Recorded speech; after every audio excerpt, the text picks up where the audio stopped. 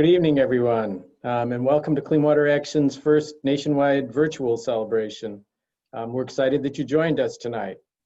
I'm Bob Wendelgas, and I'm the President and CEO of Clean Water Action, and I'll be your host and MC tonight. Again, thank you for joining us, and I hope that you will find this an entertaining and informative hour. Please take a moment to introduce yourself using the chat feature on your Zoom display. Tell us your name, your pronouns, where you're from, and why you care about water. While you're doing that, I'm going to make a few technical announcements, so if you can kind of pay a little bit of attention and write at the same time. First, since we're holding this event using a webinar platform, your microphone will automatically be muted and your video is off. Additionally, we're going to be disabling the chat feature in a couple minutes after you finish answering the questions that I asked. If you do have a technical problem or question or an issue related to the event during it, please use the Q&A feature to reach out to Clean Water's staff. The feature is found in the menu at the bottom of your screen on the right-hand side. Our staff will try to help you as best they can. Otherwise, please sit back, enjoy yourself, and celebrate with us.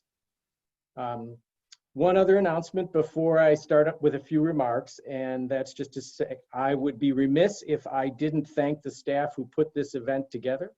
That's a whole bunch of folks, so hang on for a second while I read the names. Andrea Herman, Caroline Slobodian, Courtney Gochman, Lynn Thorpe, Michael Kelly, Jenny Vickers, John Berard, Amy Goldsmith, and Emily Scott. And there's probably other people I've forgotten too. Thanks to all of them for making this event a success. As I said earlier, we have an hour-long program. We're not going to keep you all night, including a mix of some videos, a short quiz to make sure you're paying attention, and some remarks by Representative Frank Pallone, the chair of the House Energy and Commerce Committee, which has jurisdiction over environment and climate change issues. You'll also hear from our own Vernice Miller-Travis, a member of the Clean Water Action Board and a longtime environmental justice leader. I suspect that many of you are already familiar with Clean Water Action's work, but just in case, let me take a few minutes talking about what we do and how. Then I want to talk a little bit about the challenges facing us and the really important decision facing our nation this fall. So as you probably know, Clean Water Action is a national organization that works to protect our water and our health. We organize and campaign nationally and in 20 states from coast to coast. Not surprisingly, we spend a lot of our time working to protect our water, from the streams and lakes in our backyards to the major river systems and the Great Lakes. We also work to safeguard the water that comes out of our taps, fighting to ensure that someday all Americans will get access to safe and affordable drinking water. Although water is our middle name, it isn't all that we do. Because climate change is such an existential threat to our planet, we push for bold actions to curtail the greenhouse gases that fuel the warming of our planet. And because oil and gas production not only takes a toll on our water, but also takes a terrible toll on the folks who live nearby oil and gas facilities, we also work to cut the pollution from oil and gas facilities. Toxic chemicals like PFAS, the so-called forever chemicals, because that's how long they last in our bodies and in the environment, are also a big focus for us. The groundwater that provides drinking water for millions of Americans has already been polluted by these chemicals.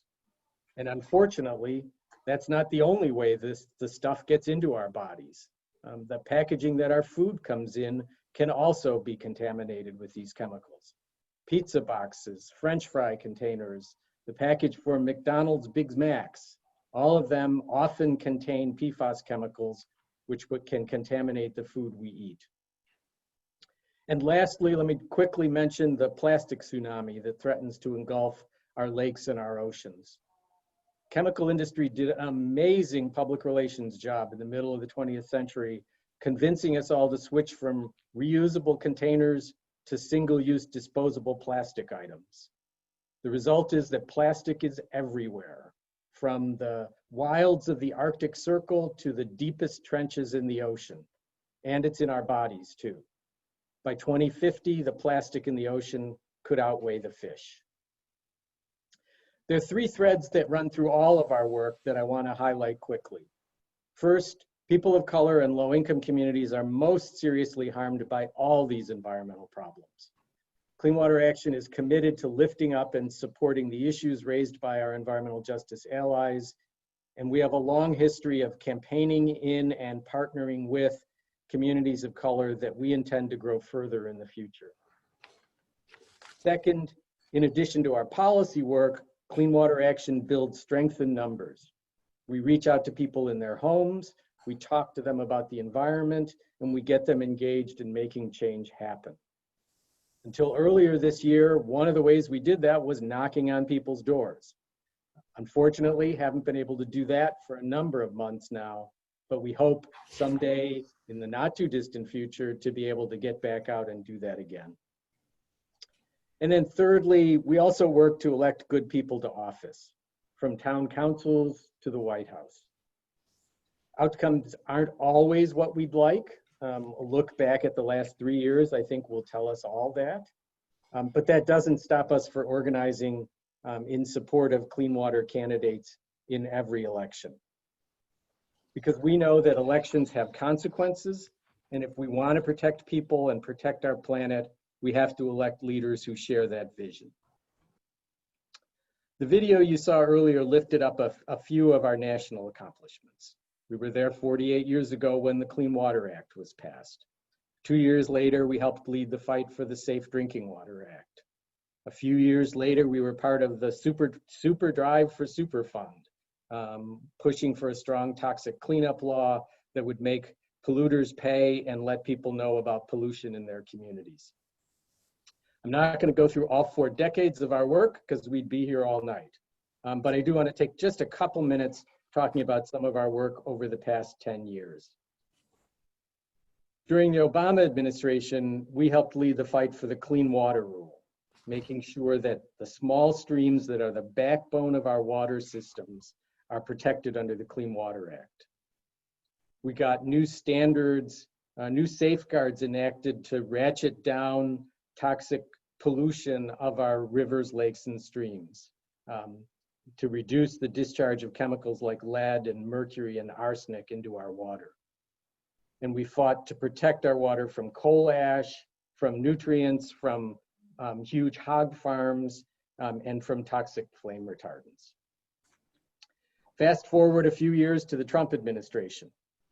For the past 3 years, Clean Water Action and our community at large have been consumed by defense, by working to protect all these common sense environmental protections that we have put in place over the past 40 some odd years. We've done everything we can to stop the Trump administration's efforts to roll back 100+ environmental safeguards. Not just the good things the Obama administration did, but good things dating back as far back as the Nixon administration.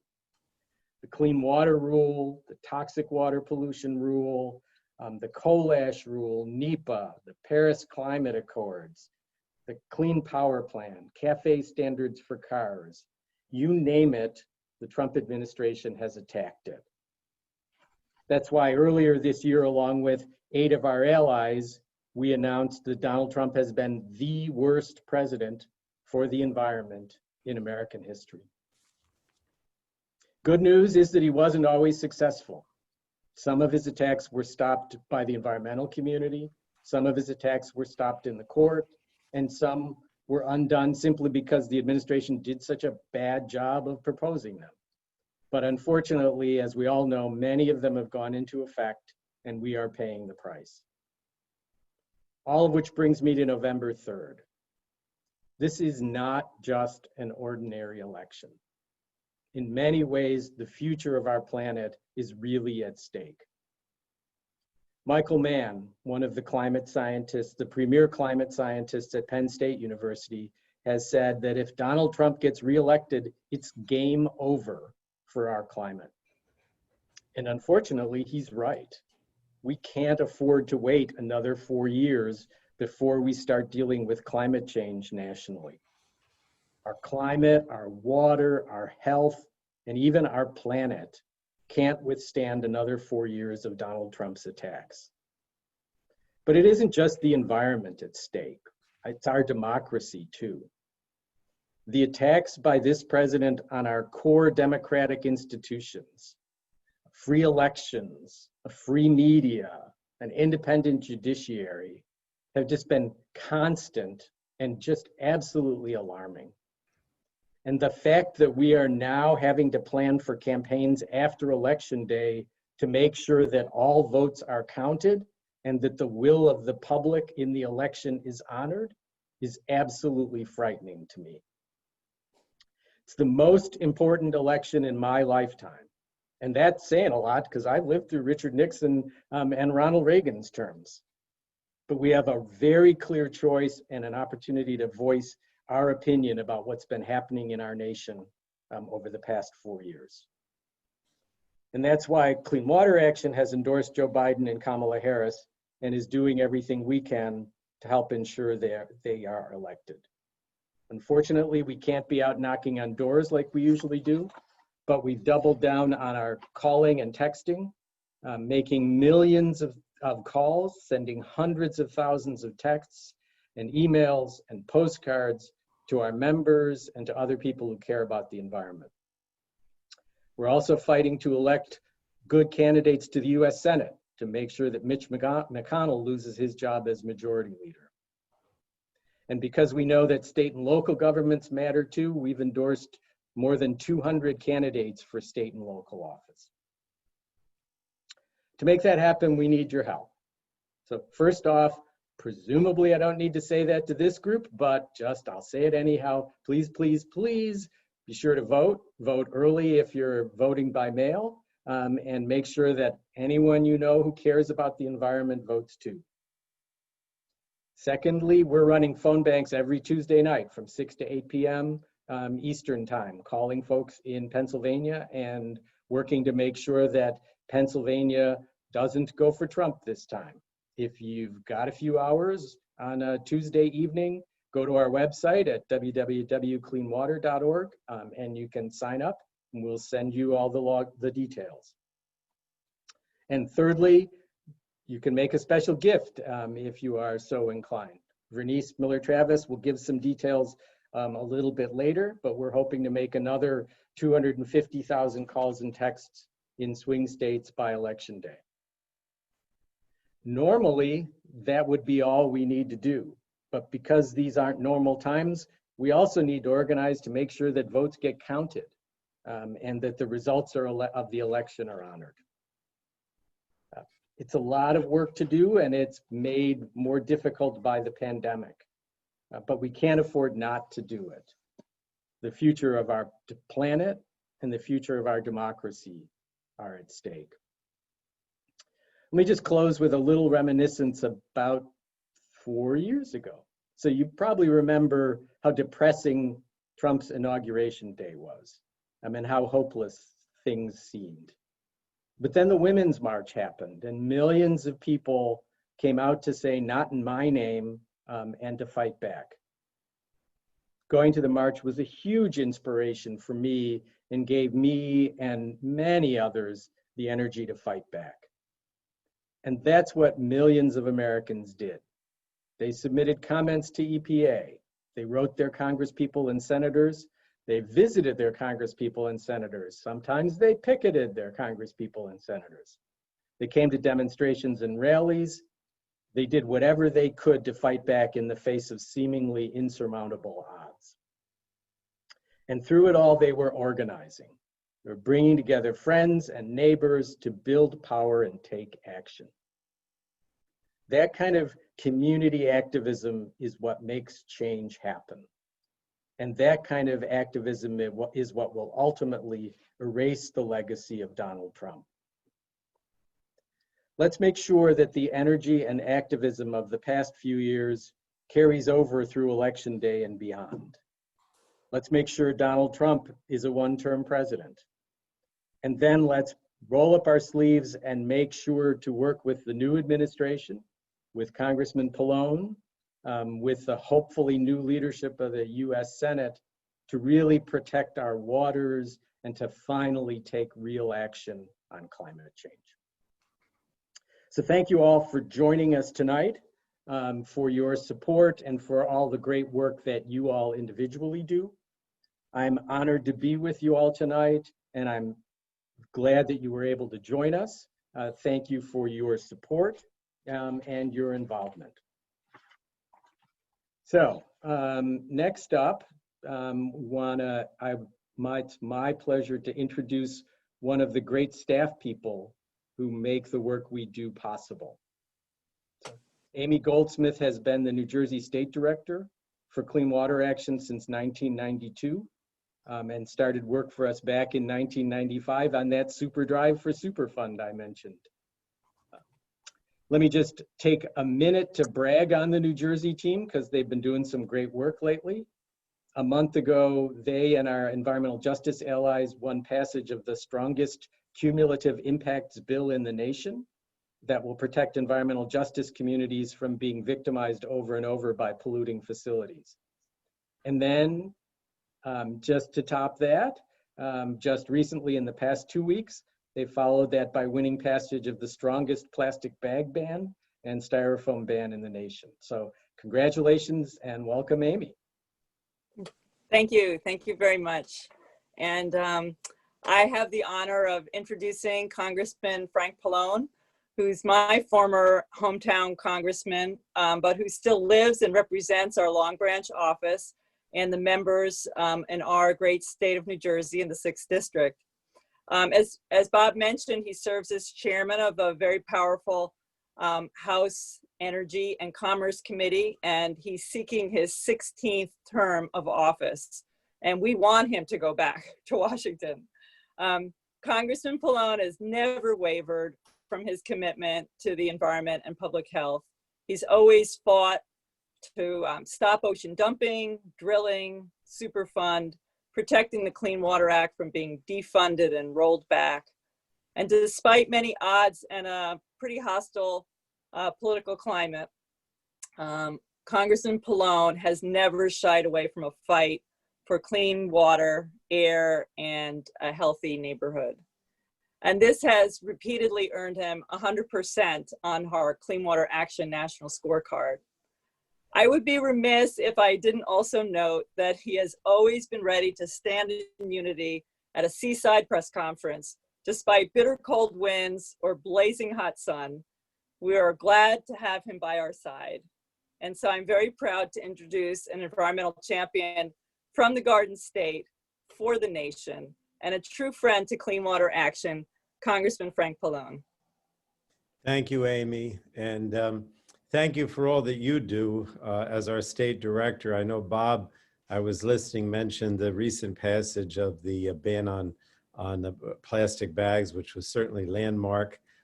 As you know, many of the towns have done similar, but now, of course, at the state level, it's even more important. And Bob was reminding me of all the times that you dealt with so many issues. You know, Bob, New Jersey has more Superfund sites and more brownfield sites than any other state. And so, you know, Amy's work and New Jersey's Clean Water Action work on Superfund and toxic waste cleanup has also been crucial to our state, as well as what you've been doing nationally. I wanted to, mention, which I'm sure, I only came in when you were speaking, Bob, so I may have missed, I think I probably missed some of the beginning of this celebration.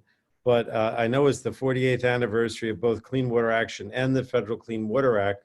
And I'm going to show my age by saying that in 1970, I was involved in the first Earth Day. And then when I was a freshman at Middlebury College, I actually organized it in Vermont. And then we went down to work on the Clean Water Act and the Clean Air Act. And, you know, some of the landmark legislation. Of course, the Clean Water Act is the one that's being mentioned here over the next few years. And so I remember that. I remember the effort to try to pass those landmark bills, and thank all who were involved then and now in not only passing the Clean Water Act, but enhancing it. I just, before I forget, Bob, I wanted to say, when it comes to elections, I appreciate everything you said, and everything that Clean Water Action is doing, and can't stress enough how important this election is. But the one thing that I did want to say before I forget is this.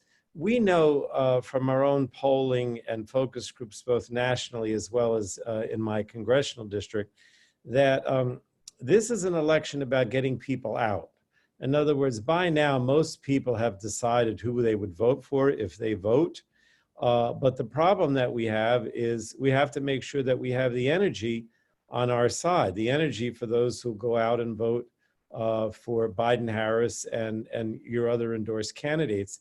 And as you know, and I'm not trying to be a downer, but as you know, a lot of times in the past, people didn't think that the environment was a crucial basis for their vote because they kind of assumed that everybody was an environmentalist. I mean, you know, well, why wouldn't I be an environmentalist? And I think that one of the things that really has to be stressed to hopefully energize people is to say, this is the first time that we've had a president and an administration that doesn't say they're an environmentalist. Oh, I mean, maybe he says he wants to plant a few trees or, you know, do a few things on open space once in a while. But he's more than willing, and this administration, EPA, are more than willing to say that we're not really interested in the environment. We think that, you know, manufacturing and you know, all these other things are much more important. And they refuse to acknowledge that, you know, if you want to create jobs and you want to have a good agricultural policy and you want to grow the economy, that a good environment goes hand in hand with that. They deny that in the same way that they deny climate change. And so I think that the way that you are energizing people and that I'm trying to energize people is to say, as you said, Bob, this is different. You know, we have a science denier. We have someone who says that, what did he say in California the other day? I wrote it down. When he was asked about the wildfires burning down entire communities and poisoning the groundwater, President Trump said that science doesn't know about climate change and that soon it will get cooler.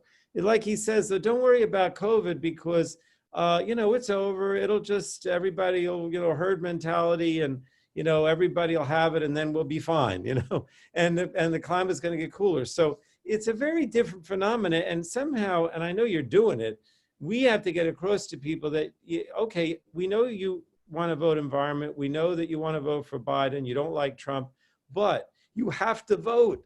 You have to have the energy to go out there and do it, because if anybody comes up to me and says to me, oh, it doesn't matter who's elected, I say to them, you have to be completely out of your mind. These people are denying everything that we believe in, you know, the Trump and his group.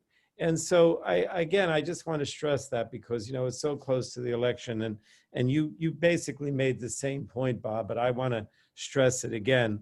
It's not persuading people who to vote for. It's persuading people that it's enough, that it's about getting out to vote and making sure you vote, because we know that you're pro-environment. We know you probably vote for Biden. We know you don't like Trump, but you got to vote. Anyway, I sound like a broken record. So I just wanted to talk a little bit about, if I could, I don't know if this is what you wanted, Amy, but I figured I'd talk a little bit about what would change if we had, you know, I'm going to say when, because I do believe we're going to win, when we have a Biden administration. And I think that you can get an idea of that by looking at some of the things that the House has passed and, of course, have died in the Senate because McConnell won't bring them up and, you know, the Republican majority under him won't consider these things.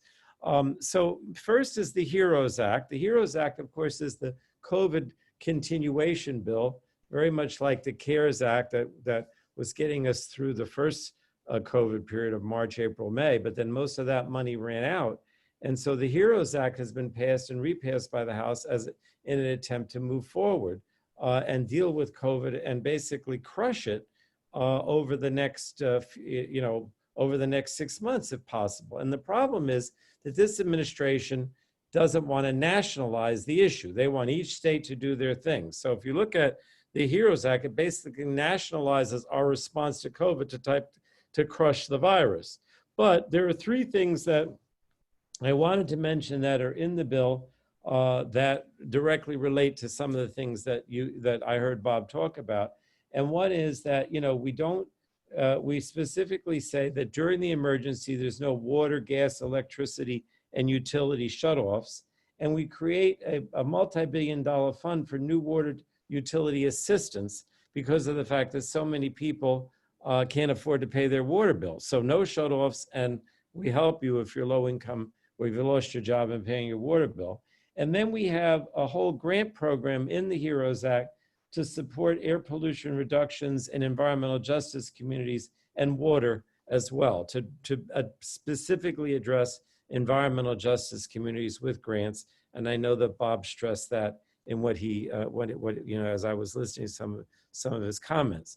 Now, the other bill that I wanted to mention is the and I mention these things because I don't think they're likely to happen. I don't think we're probably going to get another COVID bill, Amy, between now and Election Day, as much as you talk every day that Pelosi and Trump and McConnell are talking about. And of course, we'd love to have it, but I don't think it's going to happen. So we would have to do this most likely with the new administration. Unfortunately, we delayed a couple of months. The second thing is the Moving Forward Act, which is the infrastructure bill. That again passed the House, and it has all the transportation initiatives, but it also specifically addresses toxic waste cleanup with a new initiative on brownfields. It specifically provides significantly more funding for both safe drinking water as well as sewage treatment plants under the Clean Water Act. And it addresses PFAS by basically setting up a program to try to eliminate and stop continual PFAS pollution. And then it also has a lot to upgrade the electricity grid as well, and addresses climate change through energy efficiency and energy resilience.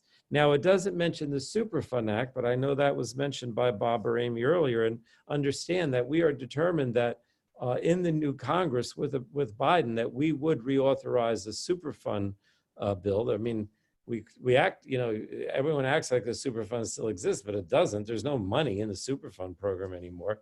And we need to have the chemical and petroleum industry pay for cleanup. As the responsible party should be paying for this. And if there's an orphan site that has no responsible party, then it should be paid for with a tax on the oil and the chemical and oil and petroleum industry. And so we do fully intend to do that as well.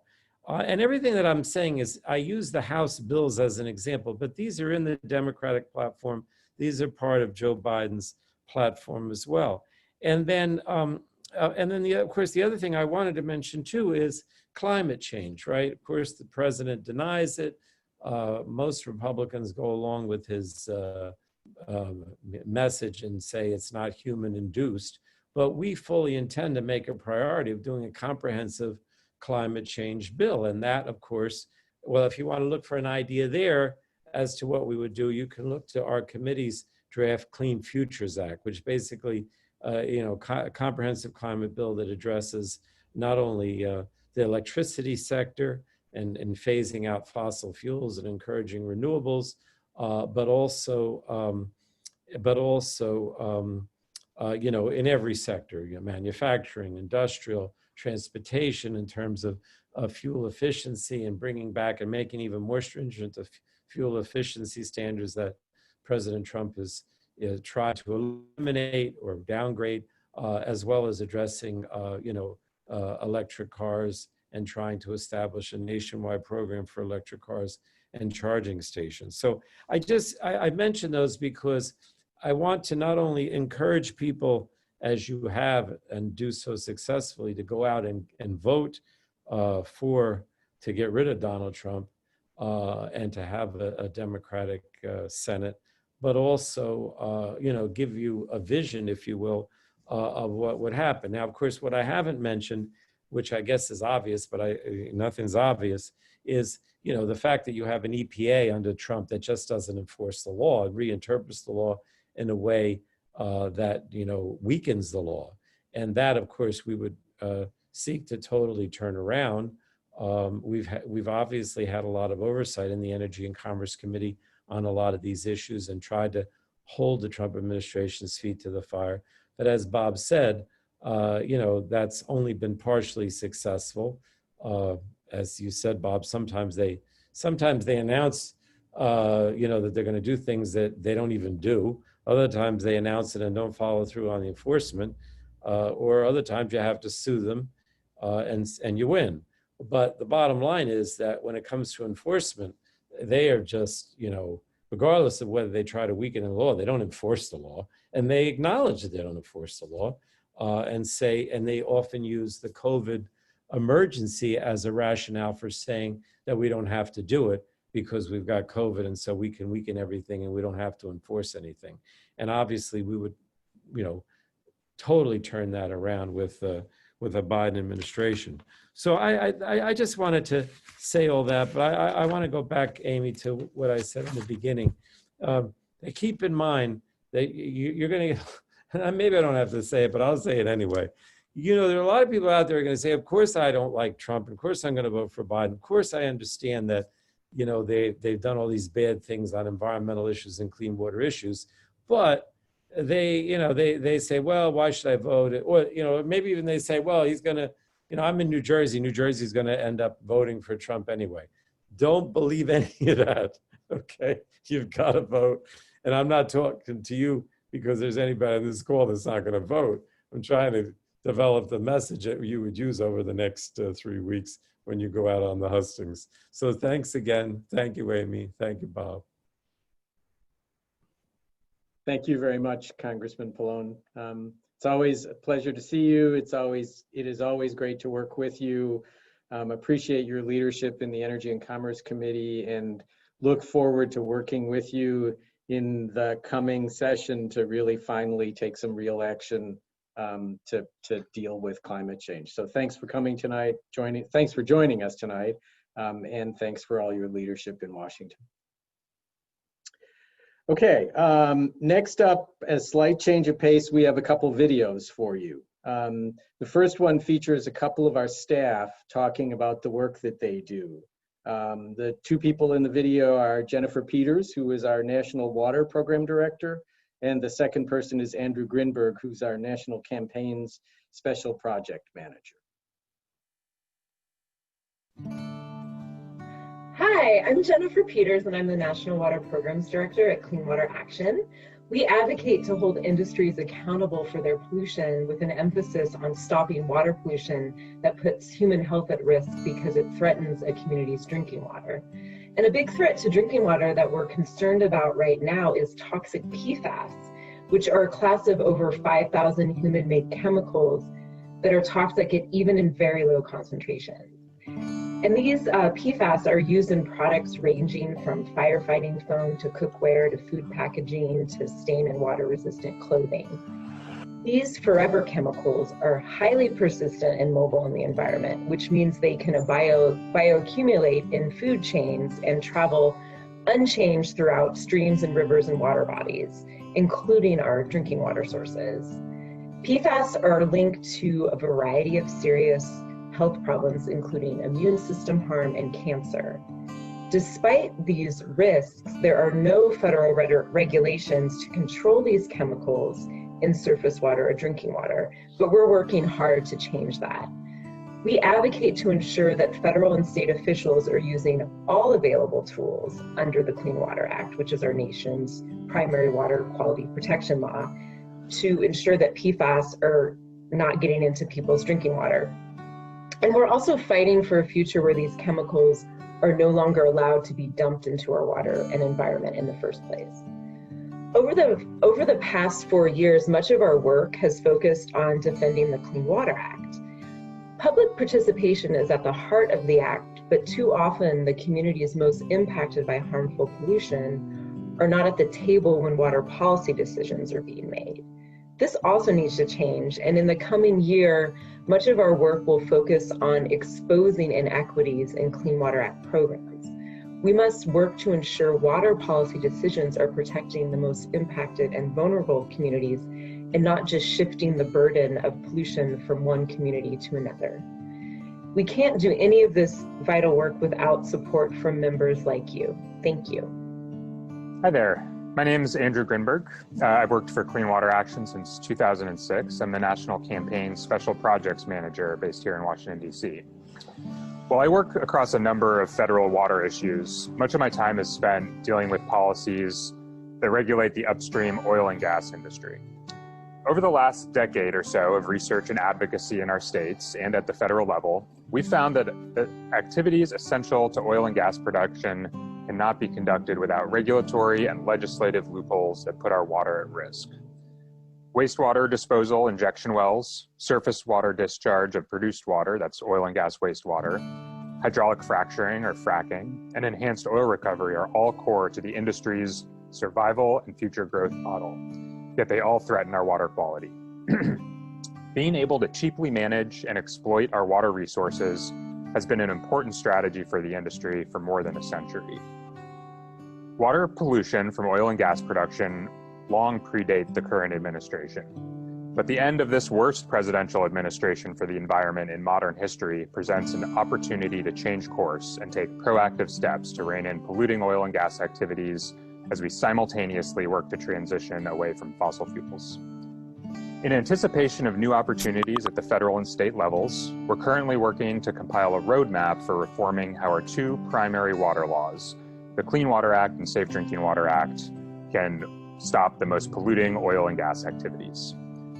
Our research and advocacy position us to leverage our expertise on these water laws and their implementation by EPA and state agencies. It's helped us uncover loopholes that allow for unchecked discharge of oil and gas wastewater directly into our rivers and streams, and a surprising lack of monitoring of injection wells that could pollute our underground sources of drinking water. Through this work, we've identified a number of recommendations that would help reduce the harm to water from oil and gas production. This roadmap that we're creating will be a valuable tool for directly advocating with the new EPA in our states and as a resource for our allies to use as well. We will be releasing this after the election to spur action in the coming years. But in order to actually realize these changes, we need to build political power to take on the fossil fuel industry. So if you haven't yet, we need you to get out there and vote. Second video is a little lighter, but it's a collection of toasts from some former staff, allies, and other friends of the organization celebrating our work. Cheers to Clean Water Action. I'll forever have the Pittsburgh field canvas running through my veins. And you know what they say about the field canvas? Calves of steel, hearts of gold. Cheers to you. Cheers to clean water. Folks, nobody is doing the work like Clean Water Action. Nobody is in the details, in the weeds. Nobody is knocking doors on these issues. Nobody cares more about protecting drinking water than Clean Water Action. I'm not just saying it because I used to work there and I miss everybody. I'm saying it because I know Clean Water Action's work is respected movement-wide and fills a totally necessary slot in this work to protect public health and the environment. So cheers. Why am I on a roof? This is my favorite water bottle. I need clean water so I can stay hydrated through all my dance classes.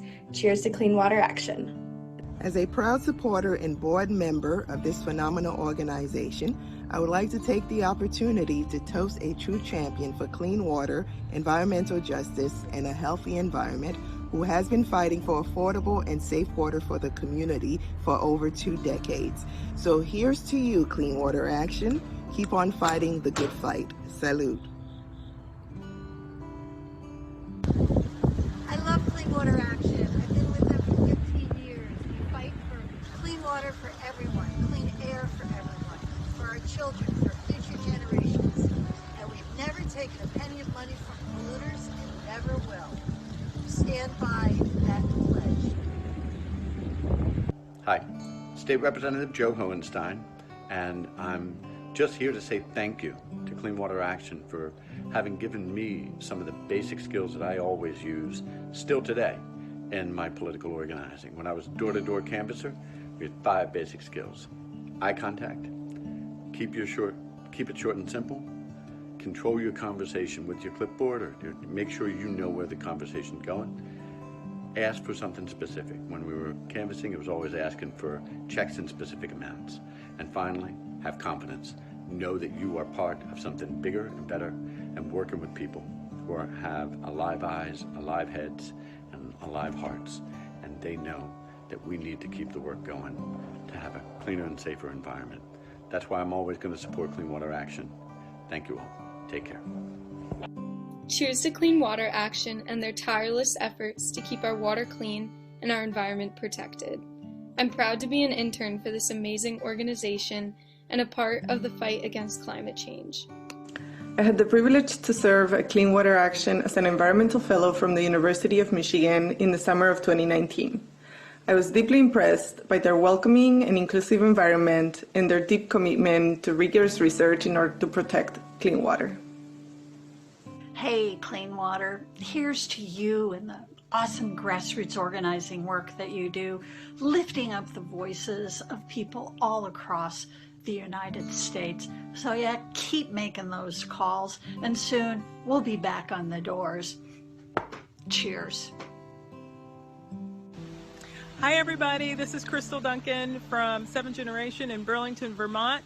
I'm filming this in my backyard in the rain, which is apropos, but wanted to film a quick shout out to you guys just to say how much we appreciate our partnership with you. As you know, our launch is focusing on protecting our planet's most precious resource, which is water, with our unique formulations, among other things, which are made safe and 100% biodegradable.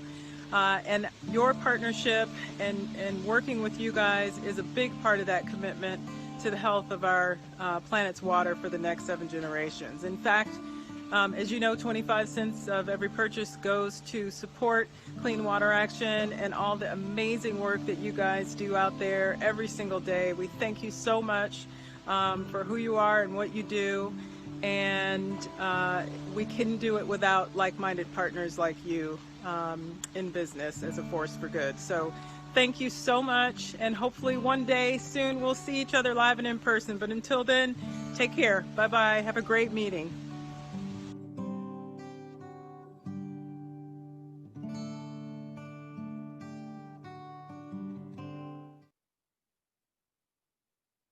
Okay, back to me again. That was really great and really inspiring. Next up, we're going to see if you've been paying attention by playing a short game of trivia. Carolyn Slobodian, who's our Major Gifts Officer, will be running this section and asking the questions. So Caroline's been with Clean Water for 11 years. Many of you have met her and have corresponded with her, and it's great to see her in this new role. So take it away, Caroline. Thanks, Bob. I bet you thought I was going to ask for money today, but if you're so inclined, we will definitely take your money. We are going to see what you know about clean water today, and no one will know how you're answering because this is all going to be in a poll format. And just like voting, participation matters. So let's have some interaction and some fun. You'll have about 20 seconds to answer each question, and let's get started. In what year was Clean Water Action founded? Your hint, I'm going to give you some hints, and it's the same year as the Clean Water Act was founded. Representative Pallone mentioned that.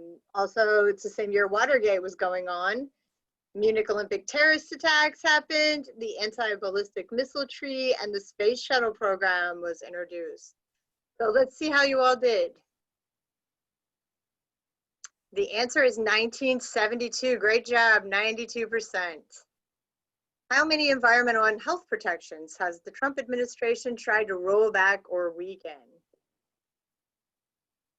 And this is including completed and in progress in our total, and it's not a low number. That's your hint. Let's see how you all did. Wow, all right, 85%. It is 100 is the answer. So if you were curious, 68 completed and 32 were in progress. What percentage of the nation's wetlands will be put at risk by the Trump administration's dirty water rule? And this is not a low number again, unfortunately. Okay, let's see how you did. 50%. Oh, you guys had more, 90%, it looks like. Well, it's only 50%.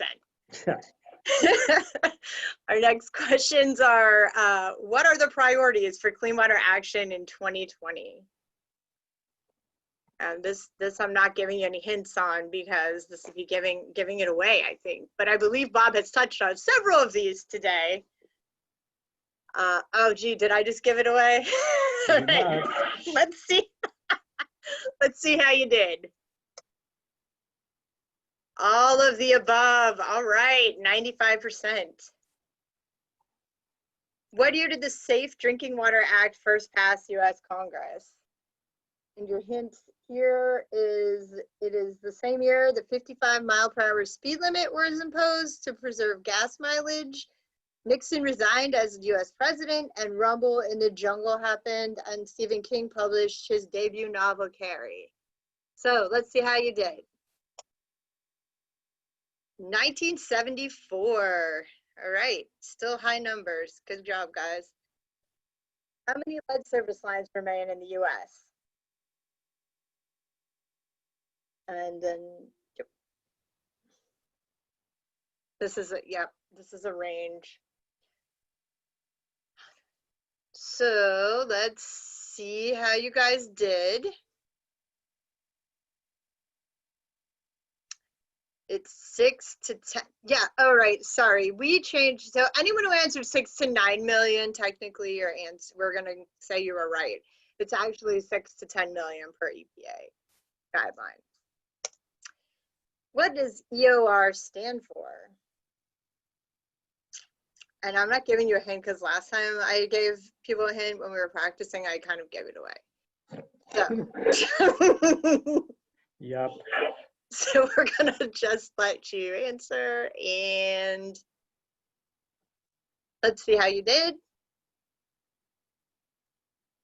Enhanced oil recovery. Yep. It was kind of tricky. How many pieces of plastic are in the ocean? This is also not going to be easy to answer, probably. At least for me, because it's kind. You see how we put all those sixes in there?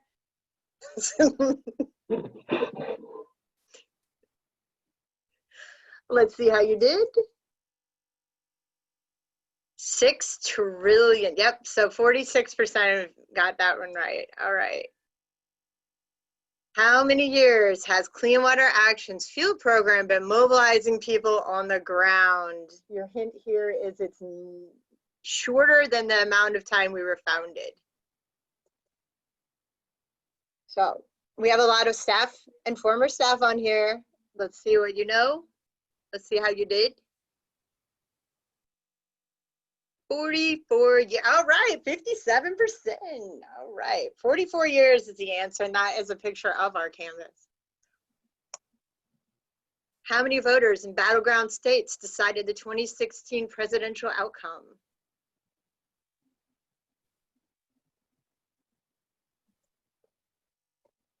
And this is in battleground states that we're counting.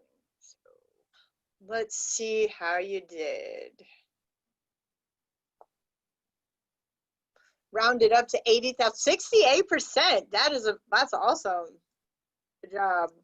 I don't know if I'd know that off the top of my head. How many voters in battleground states will clean water organizers reach out to by phone in the remaining weeks until November 3rd, which is election day? So we are going to be talking more about that later. Vernice will be talking more about how many people we're going to be calling. So we're going to go ahead and see how you did on that. 250, yes, 250,000. That's how many we're going to be reaching out to and calling. And thank you everybody for participating in our trivia. I'm returning it back to Bob. Okay, I saw some Slack comments that was too easy. So next year we'll make the questions a lot harder. And just remember you asked for it. But thanks, Caroline, for managing that, and thanks everybody for participating. So last but absolutely not least, it's my pleasure to introduce the Vice Chair of the Board of Clean Water Action, Vernice Miller-Travis. In 1988, Vernice co-founded West Harlem Environmental Action, a leading community-based environmental justice organization. In 1986 and 87, she was a research assistant at the United Church of Christ Commission for Racial Justice, where she helped to write the landmark report, Toxic Waste and Race in the United States. She served 7 years on EPA's National Environmental Justice Advisory Council, and for more than a dozen years as an officer of the Maryland Commission on Environmental Justice and Sustainable Communities. Vernice was a program officer at the Ford Foundation and executive director at the Environmental Support Center and Groundwork USA. And currently she is the executive vice president for environment and sustainability at the Metropolitan Group. Welcome, Vernice. Thank you, Bob. Good evening, everyone. Thank you for attending our event this evening. None of that stuff that Bob just read about me matters. None of it matters. What matters is that all of us are connected in this fight for a safe and healthy environment, to protect our families, to protect our communities, and none of us can survive without clean water.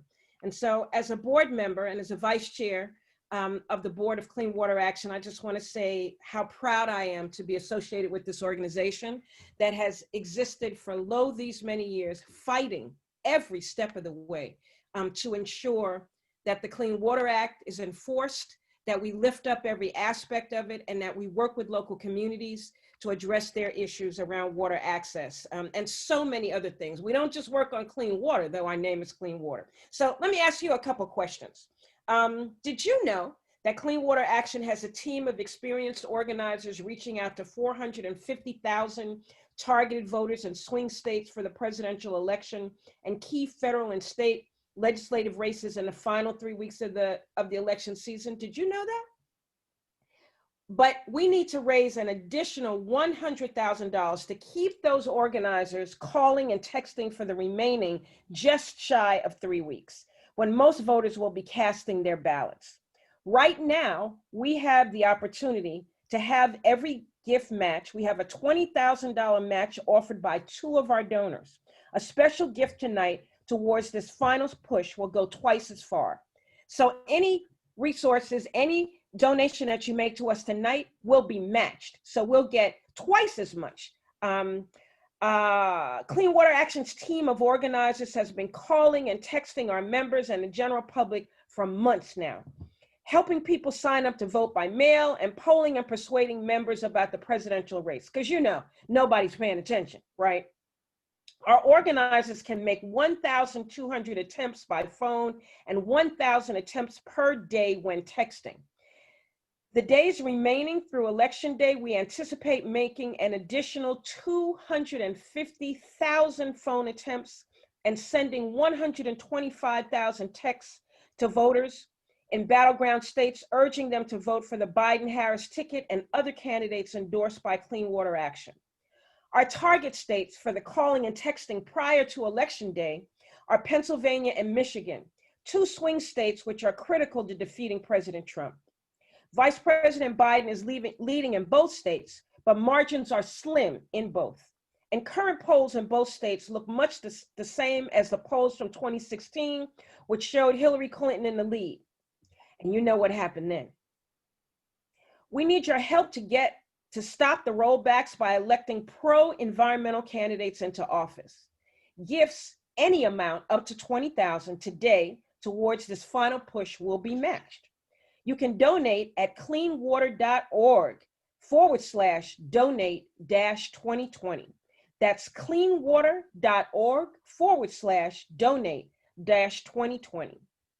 We'll be sending an email to all of tonight's participants as well with this link, and we'll show it on the screen at the end.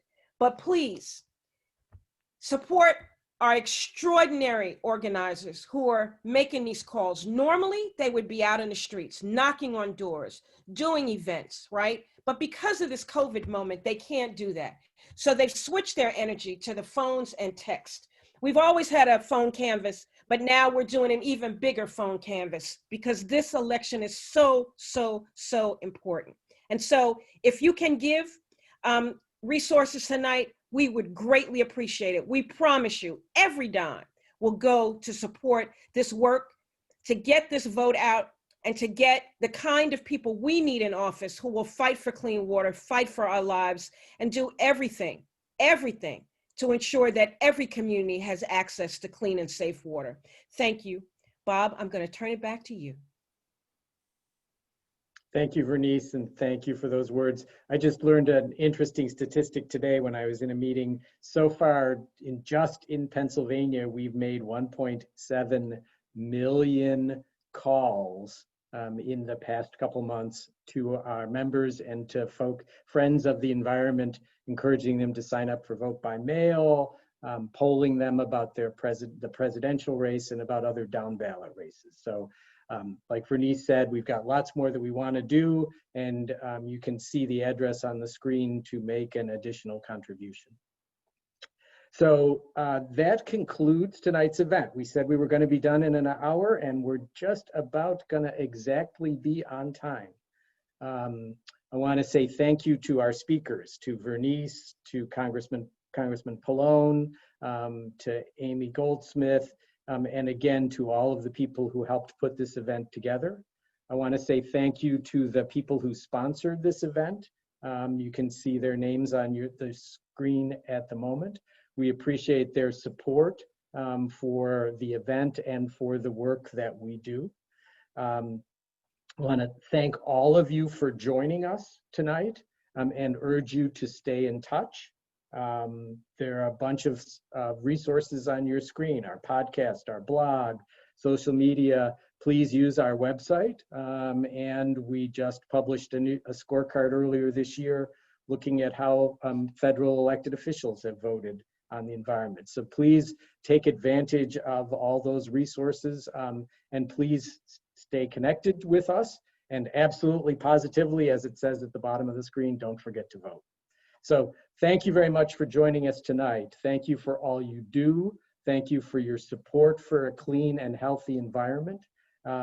We appreciate all that you do, appreciate working with you, and look forward to working with you in the coming year with hopefully a new transition and some opportunities for forward motion to protect our water, to protect our climate, and to preserve our democracy. So thanks very much for joining us tonight, and enjoy the rest of your evening.